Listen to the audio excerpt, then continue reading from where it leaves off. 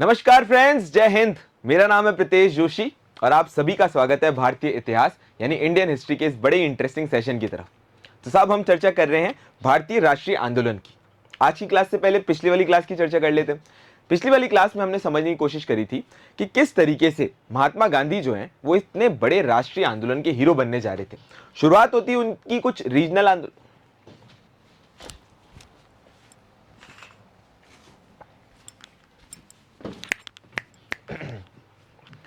नमस्कार फ्रेंड्स, जय हिंद। मेरा नाम है प्रीतेश जोशी और आप सभी का स्वागत है भारतीय इतिहास यानी इंडियन हिस्ट्री के इस बड़े इंटरेस्टिंग सेशन में। तो हम चर्चा कर रहे हैं साहब भारतीय राष्ट्रीय आंदोलन की, इंडियन नेशनल मूवमेंट की। पिछली वाली क्लास के अंदर हमने देखा था कि किस तरीके से महात्मा गांधी जो है वो इस राष्ट्रीय आंदोलन के धीरे धीरे हीरो बनने जा रहे थे। यानी हमने पिछली वाली क्लास में महात्मा गांधी का जो शुरुआती आंदोलन थे, जैसे चंपारण सत्याग्रह, जैसे खेड़ा आंदोलन, उनके बारे में चर्चा करी थी और महात्मा गांधी के उस प्रयास के बारे में बात करी थी जो उन्होंने रॉलेट सत्याग्रह के तौर पर एक राष्ट्रीय आंदोलन उठाने की कोशिश करी थी। और उसी रॉलेट एक्ट की वजह से जो हमें एक जलियांवाला बाग ट्रेजेडी देखने को मिलती है, इतना बड़ा नरसंहार देखने को मिलता है, उसके बारे में भी हमने चर्चा करी थी। आज की क्लास में हम देखेंगे कि 1919 का जो जलियांवाला बाग नरसंहार हुआ था, जिसने अंग्रेजों का असली चेहरा पूरे के पूरे विश्व के लोगों के सामने, भारतीयों के सामने जो है वो उजागर कर दिया था, उसके बाद क्या होता है, उन चार इंपॉर्टेंट घटनाओं के बारे में चर्चा करेंगे। तो सबसे पहले हम देखेंगे 1919 का एक ऐसा अधिनियम जिसने भारतीयों को स्वशासन देने की कोशिश करी। मैं सही कह रहा हूं भाई, कोशिश करी। इसके बाद हम देखेंगे 1920 का खिलाफत आंदोलन, जिसके तार जो है वो तुर्की से जुड़े हुए थे। और फिर हम चर्चा करेंगे 1921-22 का असहयोग आंदोलन, जो खिलाफत आंदोलन से शुरुआत होता है और एक बहुत बड़े राष्ट्रीय आंदोलन में तब्दील होता जा रहा था। और फिर हम एक ऐसे कांड की, एक ऐसी घटना की चर्चा करेंगे जिसने इस असहयोग आंदोलन को पूरी तरीके से रोक दिया, उसको पूरी तरीके से खत्म कर दिया। तो चलिए भैया, सबसे पहले अपन चर्चा करते हैं भारतीय राष्ट्रीय आंदोलन में एक इंपॉर्टेंट घटना, जिसे हम देखेंगे साहब 1919 का भारत सरकार अधिनियम। अब जब हम अधिनियम की बात करते हैं तो इससे पहले वाली क्लासेस में हमने अधिनियमों को समझने की कोशिश करी थी टाइम टू टाइम कि भाई कौन कौन से इंपॉर्टेंट अधिनियम आए थे। जैसे कांग्रेस की स्थापना हुई थी तो फिर हमने 1892 का, उसके बाद 1892 का एक परिषद अधिनियम के बारे में चर्चा करी थी। कौन सा अधिनियम था भैया, याद करके बताओ? परिषद अधिनियम। यह परिषद अधिनियम के अंतर्गत पहली बार भारतीयों को बजट के ऊपर जो है वो चर्चा करने का अधिकार मिल गया था। फिर हमने 1892 के बाद हमने देखा साहब 1909 का मॉर्ले मिंटो रिफॉर्म, 1909 का भारत सरकार अधिनियम, मॉर्ले मिंटो रिफॉर्म, जो कि क्यों फेमस हुआ था भैया? अंग्रेजों ने जो फूट डालो राज करो की नीति थी, जिसमें उन्होंने मुसलमानों को पृथक निर्वाचन प्रणाली के अंतर्गत जो है वो रख दिया था। इसकी वजह से साहब मॉर्ले मिंटो रिफॉर्म जो है वो फेमस हुआ था। फेमस तो क्या, हमारे लिए तो नुकसानदायक ही था साहब 1909 का मॉर्ले मिंटो रिफॉर्म। तो आप देख रहे हो हर कुछ सालों के अंदर संवैधानिक सुधार यानी कॉन्स्टिट्यूशनल रिफॉर्म्स करने की कोशिश जो है वो अंग्रेज कर रहे हैं। हालांकि कोई सुधार तो उससे हुए नहीं, लेकिन फिर भी हम देखते हैं कि साहब ये संवैधानिक जो इंपॉर्टेंट एक्ट्स थे, इसने भारतीय राजनीति को क्यों चेंज किया, क्या परिवर्तन किया। 1909 के बाद जो इंपॉर्टेंट अधिनियम आता है वो है 1919 का भारत सरकार अधिनियम। और इसके अंदर जैसे मॉर्ले और मिंटो, भाई ये एक्ट के नाम थे, क्यों? क्योंकि भाई मॉर्ले जो थे वो तो उस समय के भारत सचिव थे और मिंटो जो थे उस समय के गवर्नर जनरल थे। उसी तरीके से हमें देखने को मिलता है साहब 1919 के अधिनियम के पीछे भी दो व्यक्ति थे। तो सबसे पहले तो भाई फोटो देख लो चलो, ये कौन दो व्यक्ति थे भाई? Montagu Chelmsford reform. कौन सा भैया? मॉन्टेग्यू कैम्सफोर्ड रिफॉर्म के नाम से जाने जाते हैं। तो दो व्यक्ति कौन से हैं? मॉन्टेग्यू है भारत सचिव और कैम्सफोर्ड कौन है? तो कैम्सफोर्ड के तौर पे अपने को याद रखना है साहब गवर्नर जनरल चैम्सफोर्ड। अब इन दोनों के नाम याद रखने, क्वेश्चन ये भी पूछ लिया जाता है कि साहब सचिव कौन था और यहाँ पर हमें गवर्नर जनरल कौन देखने को मिलता है। तो सबसे पहले तो कब आया, तो याद कर लो साहब 1919 में आया। लाने वाले व्यक्ति कौन थे भैया? दो व्यक्ति, मॉन्टेग्यू चैम्सफोर्ड रिफॉर्म, जो कि मॉन्टेग्यू तो थे भारत सचिव और चैम्सफोर्ड थे गवर्नर जनरल। अब यहाँ पर एक और बात याद रखने वाली है। क्या बात याद रखने वाली है? कि यार आप इन सारे के सारे एक्ट्स को देखोगे, पर इन एक्ट के पीछे का कारण क्या है भाई? ये 1919 के भारत सरकार अधिनियम आया क्यों? तो देखो, सबसे प्रमुख कारण, कई सारे कारण है, एक एक पे चर्चा करेंगे, पर सबसे जो प्रमुख कारण है वो है 1917 की मॉन्टेग्यू घोषणा। भाई याद करो, अपने पहले वाली क्लासेस में एक 1917 की मॉन्टेग्यू घोषणा के बारे में चर्चा करी थी, जिसमें मॉन्टेग्यू जो भारत सचिव थे वो भारतीयों को एक प्रॉमिस करते हैं, एक आश्वासन देते हैं कि भाई संवैधानिक सुधार के तहत मैं तुम्हें स्वशासन जो है वो देने की कोशिश करूंगा। ब्रिटिश सरकार जो है वो भारतीयों को स्वशासन देने का आश्वासन देती है। और वो घोषणा कौन सी थी? 1917 की मॉन्टेग्यू घोषणा। और उसी घोषणा को पूरा करने के लिए जो है ये अधिनियम देखने को मिलता है साहब 1919 का भारत सरकार अधिनियम। अब अपन तीन प्रमुख कारण देख लेते हैं कौन कौन से। पहला हम देखते हैं साहब उस समय पर स्थिति क्या चल रही थी। 1914 से लेकर और 1919 तक वर्ल्ड वॉर फर्स्ट चल रही थी, और वर्ल्ड वॉर फर्स्ट में ना भारतीयों ने अंग्रेजों का पूरी तरीके से मदद करी थी, पूरी तरीके से यहां पर हमें मदद देखने को मिल रही थी। और यहां तक कि बाल गंगाधर तिलक और महात्मा गांधी ने भी लोगों से ऐसे कहा था कि भैया अंग्रेजों की जो है वो मदद करनी चाहिए हमें वर्ल्ड वॉर फर्स्ट में। पर वर्ल्ड वॉर फर्स्ट के बाद भारतीयों को लगा कि साहब हमें कोई अच्छी चीज मिलेगी, हमें कोई सुधार देखने को मिलेगा, पर उस पूरे भारतीयों के अंदर हमें असंतोष देखने को मिलता है, और असंतोष को खत्म करने के लिए ही ये 1919 का अधिनियम आया जाता है। तो पहला इंपॉर्टेंट कारण हो गया साहब प्रथम विश्व युद्ध में भारतीयों का असंतोष। क्लियर हो गई बात। चलो भाई दूसरे पॉइंट की तरफ चलो। देखो 1916 की जब अपन बात करते हैं तो 1916 के अंदर एक बौद्धिक प्रचार आंदोलन हुआ था। कौन सा आंदोलन हुआ था भैया? होम रूल आंदोलन हुआ था, जो आयरलैंड से प्रेरित था। करने वाले व्यक्ति कौन थे? श्रीमती बेसेंट और बाल गंगाधर तिलक। अभी बाल गंगाधर तिलक और एनी बेसेंट जो है वो इस होम रूल आंदोलन को चलाते हैं। इनका मकसद क्या था? भारत के अंदर कॉन्स्टिट्यूशनल तरीके से संवैधानिक तौर पर जो है वो स्वशासन लेकर आना और स्वराज के लिए दबाव डालना। तो ये इंपॉर्टेंट आंदोलन चला। इस आंदोलन का प्रभाव हमें देखने को मिला, और इस आंदोलन की वजह से ही हमें 1919 का भारत सरकार अधिनियम देखने को मिलता है। और तीसरे कारण की तरफ हम चर्चा कर ही चुके हैं साहब, 1917 की मॉन्टेग्यू घोषणा किसने करी थी? भारत सचिव मॉन्टेग्यू घोषणा। तो ये तीन इंपॉर्टेंट कारण थे इस 1919 के भारत सरकार अधिनियम के। अब आगे बढ़ते हैं और अपन देखते हैं साहब ये जो पूरा का पूरा एक्ट था इसकी विशेषता क्या थी, इसके फीचर्स थे, यानी सिंपल सी भाषा के अंदर हम कब, क्यों और कौन के कॉन्सेप्ट में चीजों को समझते हैं। तो ये पूरा का पूरा एक्ट था क्या? तो पहले पॉइंट की तरफ चर्चा करते हैं। इसके अंदर गवर्नर जनरल की कार्यकारी परिषद में विस्तार हो गया था। देखो अपन सारे एक्ट्स को आपस में कंपेयर करते चलेंगे तो याद रखो, पिछला वाला एक्ट देखा था तो अपन ने देखा था भैया गवर्नर जनरल की कार्यकारी परिषद के अंदर हमें एक व्यक्ति जो है भारतीय देखने को मिलता है, जिसका नाम क्या था? एसपी सिन्हा। क्या था भैया? एसपी सिन्हा। अब उसके अलावा अगर हम बात करते हैं इस एक्ट में, यानी 1919 के एक्ट में हमें पहली विशेषता देखने को मिलती है कि गवर्नर जनरल की जो कार्यकारी परिषद थी, यानी एग्जीक्यूटिव जो काउंसिल थी, उसमें पूरी तरीके से विस्तार देखने को मिलता है, उसका पूरी तरीके से एक्सटेंशन जो है वो देखने को मिलता है। तो पहला कारण, तो पहला इंपॉर्टेंट एक्ट का फीचर ये हो गया। दूसरे एक्ट की तरफ चलते हैं साहब, केंद्र में द्विसदनीय व्यवस्था। देखो भाई आज अपन सेंट्रल लेवल पर देखते हैं कि साहब हमारे पास राज्यसभा है और लोकसभा है, यानी दो सदन है, यानी इस व्यवस्था को क्या कहेंगे? द्विसदनीय व्यवस्था। इंग्लिश में बोले तो बायकैमरलिज्म।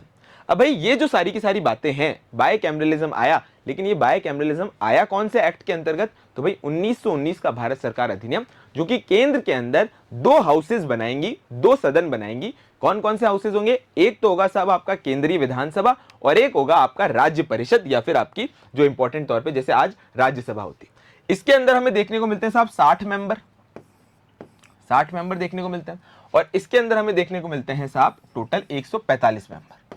अगर इसके कार्यकाल की बात करें तो इसका कार्यकाल था साहब 5 वर्ष का, और इसका कार्यकाल था भैया 3 वर्ष का। तो यानी सोचो भैया, अब भारत के अंदर, भारत की जो केंद्र सरकार थी उसके अंदर हमें जैसे संसद देखने को मिलती है, उसमें लोकसभा राज्यसभा होते हैं। ये लोकसभा राज्यसभा का कॉन्सेप्ट 1919 के भारत सरकार अधिनियम से ही आया था, और उसने केंद्रीय विधानसभा और राज्य परिषद बनाई थी। राज्य परिषद प्रांतों के लिए और केंद्रीय विधानसभा केंद्र के लिए। ठीक है भाई। अब अपन बात करते हैं और चलते हैं तीसरे इंपॉर्टेंट पॉइंट की तरफ, जो कि बात करता है सब शक्तियों का विभाजन। शक्तियों का विभाजन यानी कि डिवीजन ऑफ पावर।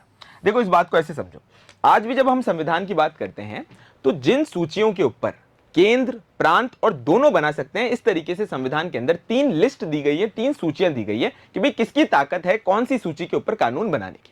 जिस सूची के ऊपर केंद्र कानून बना सकता है उसको अपन केंद्रीय सूची या फिर सेंट्रल लिस्ट कहते हैं।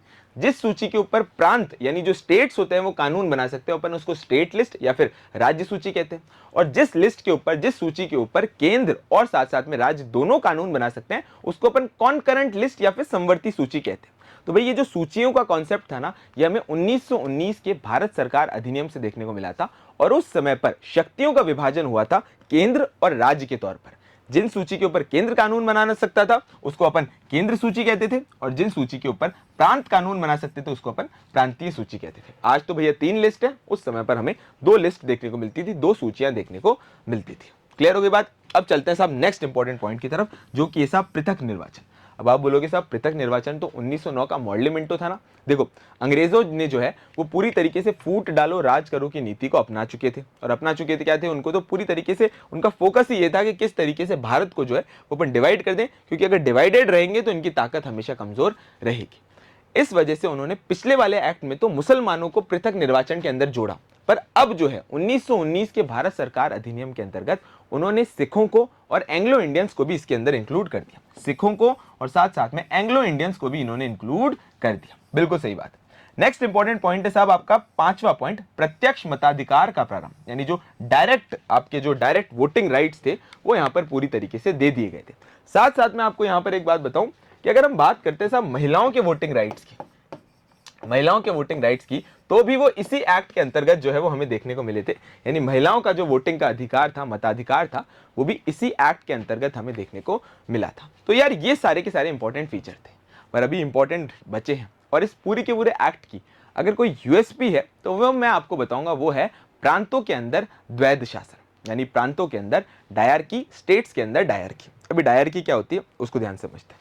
देखो, द्वैध शासन का मतलब होता है दो एंटिटीज का रूल, यानी अपन अगर अंग्रेजी में कहें तो रूल ऑफ टू डायरकी, यानी दो जगह पर आपको शासन देखने को मिलता है, दो जगह पर आपको ताकत देखने को मिलती है। और हम देखते हैं कि सरकार ने अपनी ताकत को दो जगहों पर डिवाइड कर दिया था। कैसे कैसे? एक तो उन्होंने बनाई साहब आरक्षित सूची, और एक उन्होंने बनाई साहब हस्तांतरित सूची। आरक्षित का मतलब हो गया रिजर्व लिस्ट, और हस्तांतरित का मतलब हो गया साहब ट्रांसफर्ड लिस्ट। अब भैया ये क्या हुआ, इसको ध्यान से समझो। सिंपल सी भाषा में अगर अपन को समझे, ये जो इंपॉर्टेंट मिनिस्ट्रियां थी या ये जो इंपॉर्टेंट कानून बने के विषय थे, उनके ऊपर सिर्फ और सिर्फ अंग्रेजों द्वारा कानून, अंग्रेज जो थे उनकी ताकत पूरी तरीके से चलती थी।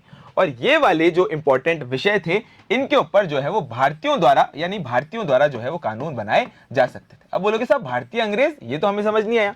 सिंपल सी बात में समझो, जितने भी इंपॉर्टेंट सब्जेक्ट्स थे, इंपॉर्टेंट विषय थे, जैसे कि वित्त, जैसे कि सिंचाई, जैसे कि व्यापार वाणिज्य, जैसे कि होम मिनिस्ट्री, गृह विभाग, इन सभी के ऊपर इन सभी आरक्षित विषयों पर रखा जाता था और इनको गवर्नर द्वारा मनोनीत मंत्री जो है वो कानून बनाते थे।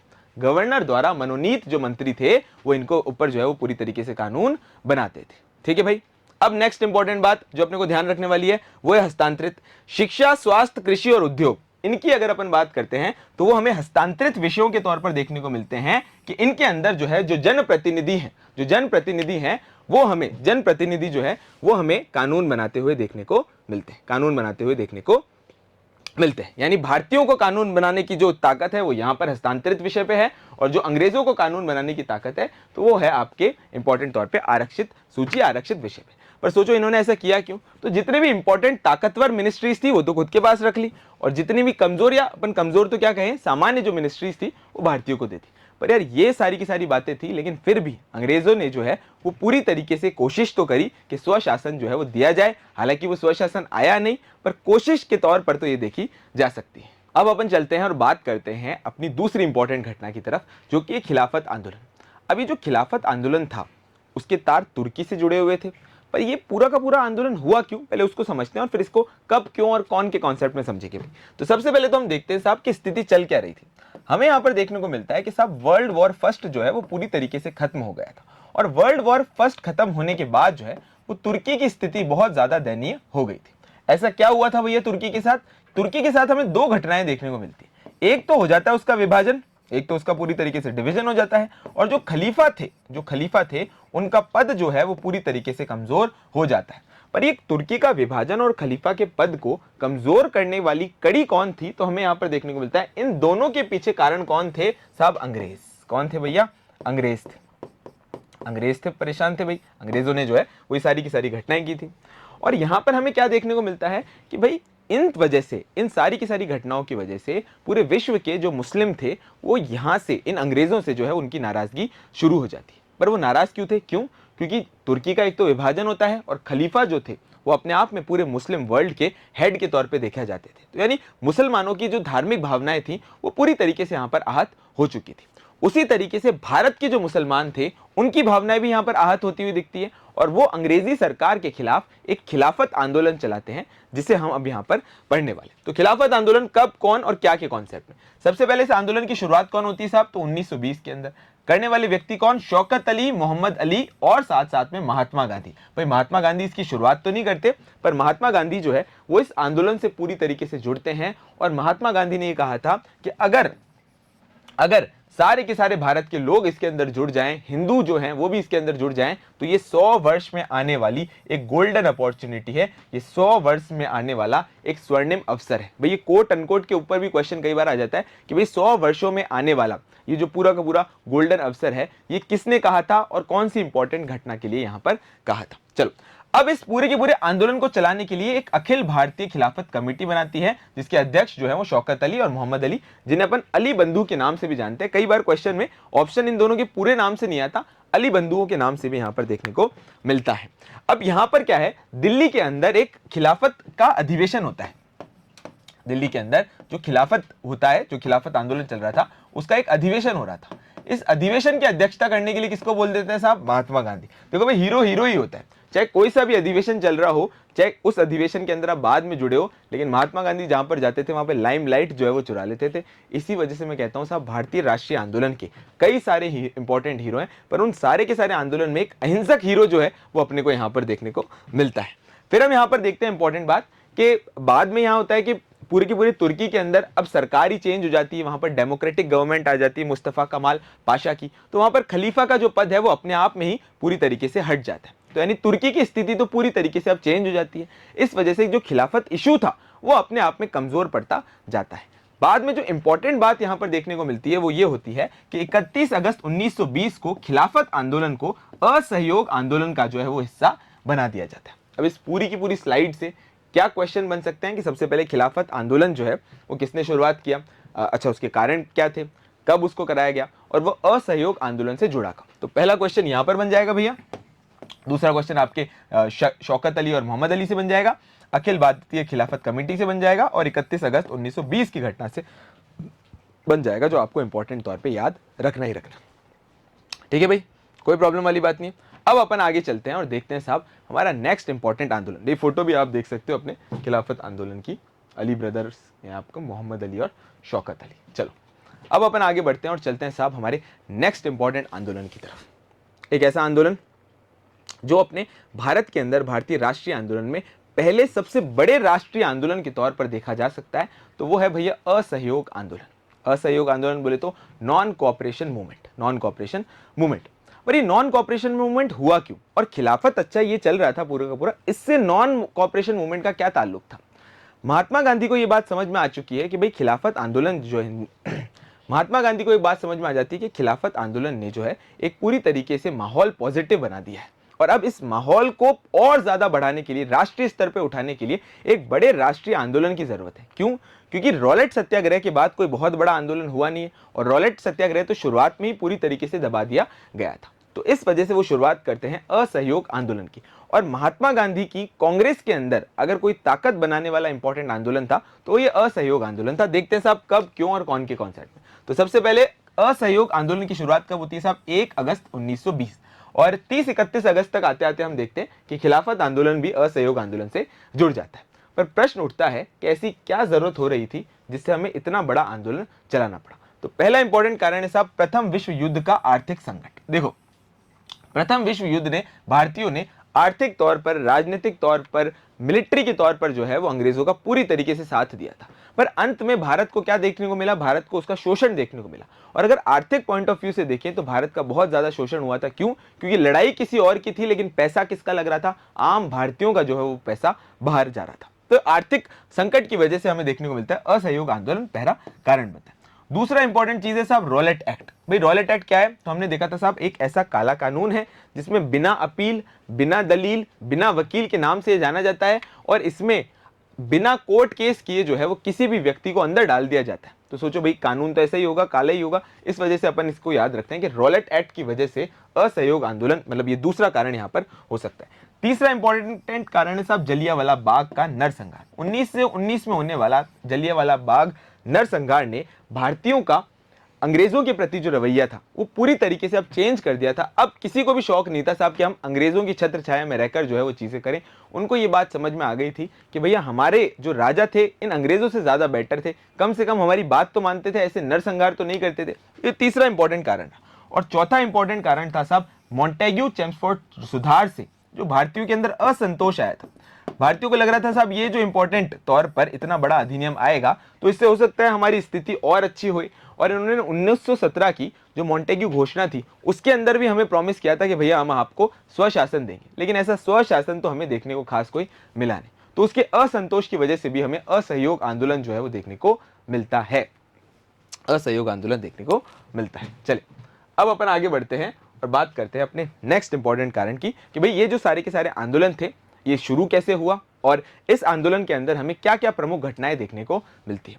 तो इस आंदोलन की शुरुआत जो है वो हम देखते हैं साहब आपके कब, सितंबर 1920 के अंदर कलकत्ता का एक विशेष अधिवेशन होता है।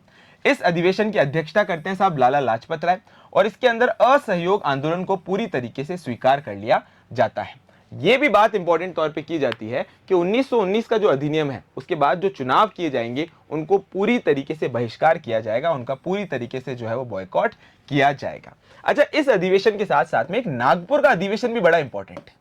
कौन सा अधिवेशन साहब? नागपुर का अधिवेशन भी इंपॉर्टेंट है। क्यों? क्योंकि इसके अंदर एक तो कांग्रेस वर्किंग कमेटी जो थी उसको पूरी तरीके से उसका स्ट्रक्चर ठीक किया जाता है, उसको बनाया जाता है। साथ साथ में हमें यह भी देखने को मिलता है कि नागपुर के अधिवेशन के अंदर एक और इंपॉर्टेंट चीज हुई थी, क्या कि कांग्रेस की जो जुड़ने की फीस थी वो 4 आने कर दी गई थी, 4 आने कर दी गई थी, 4 आने कर दी गई थी। अब इससे क्या हुआ? इससे अब जो गरीब इंसान था, जो सामान्य भारतीय था, वो भी कांग्रेस से जुड़ सकता था। यानी कांग्रेस का जो है वो लोगों के साथ जुड़ाव इस फीस से जो है वो बड़ा इंपॉर्टेंट रीजन देखने को मिलता है जो नागपुर के अधिवेशन के अंदर हुआ। नागपुर के अंदर बड़ा विशेष अधिवेशन हुआ था।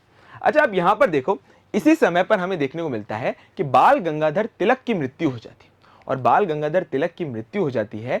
इसी वजह से कांग्रेस के जो लोग हैं वो असहयोग आंदोलन को बढ़ाने के लिए और बाल गंगाधर तिलक की याद में एक तिलक स्वराज फंड का गठन करते हैं। क्या करते हैं भैया? एक तिलक स्वराज फंड का गठन करते हैं और ऐसा माना जाता है कि साहब 1 करोड़ रुपए तक उसके अंदर इकट्ठे हो गए होंगे। 1 करोड़ रुपए तक जो है उस समय पर तिलक स्वराज फंड के अंदर इकट्ठे हो गए होंगे। तो ये सारी की सारी घटनाएं ना असहयोग आंदोलन के तौर पर हो रही थी। पर ये असहयोग कर कैसे रहे थे भाई? उनका क्या तरीका था कि असहयोग हो? देखते हैं साहब क्या तरीका था। राष्ट्रीय स्कूल और कॉलेजों की जो स्थापना की गई, क्यों की गई? जिससे जो है अंग्रेजी स्कूल जो थे, अंग्रेजी जो स्कूल थे, जो एजुकेशनल इंस्टीट्यूशन थे, उनको पूरी तरीके से बॉयकॉट कर दिया जाए। दूसरा, विवादों के निपटारे के लिए जो है वो पंचायतें करी गई। क्यों? क्योंकि अब जो अंग्रेजी जुडिशरी थी, अंग्रेजी जो कानून व्यवस्था थी, उसको पूरी तरीके से बॉयकॉट किया जाए, उसको पूरी तरीके से बहिष्कार किया जाए। पर उसका तो बहिष्कार कर देंगे, पर अपना काम कैसे चलेगा जब अपनी खुद की पंचायतें होंगी जो विवाद निपटारे के लिए काम करेंगे। सरकारी और अवैतनिक पदों का त्याग किया जाए। जो भी व्यक्ति इस आंदोलन से जुड़े हुए हैं वो सरकार का अगर हिस्सा हैं तो उनको पूरी तरीके से अपने पद का त्याग कर देना चाहिए। अगर वो अवैतनिक पद पे भी हैं तो भी उनको त्याग कर देना चाहिए। और हिंदू मुस्लिम एकता पर बल जो है वो यहाँ पर दिया जाए। हिंदू मुस्लिम एकता को बल दिया जाए। क्यों? क्योंकि खिलाफत का इशू जो था वो फ्रेश ही था और साथ साथ में अगर हिंदू और मुस्लिम साथ में जुड़ जाते हैं तो सोचो भाई 1905 की जो कोशिश की गई थी कि भाई बंगाल को जो है वो विभाजित किया जाए, और इसी तरीके से 1909 का जो मॉडलेमेंटो रिफॉर्म लेकर आए हिंदू मुस्लिम यूनिटी को कम करने के लिए, ये बढ़िया अच्छा तरीका था कि वापस से जो है वो हिंदू मुस्लिम यूनिटी साथ में आए और साथ मिलकर जो है इस अंग्रेजों के खिलाफ जो राष्ट्रीय आंदोलन था उसकी लड़ाई लड़े। तो ये सारी की सारी इंपॉर्टेंट घटनाएं जो है वो आपको देखने को मिलती है।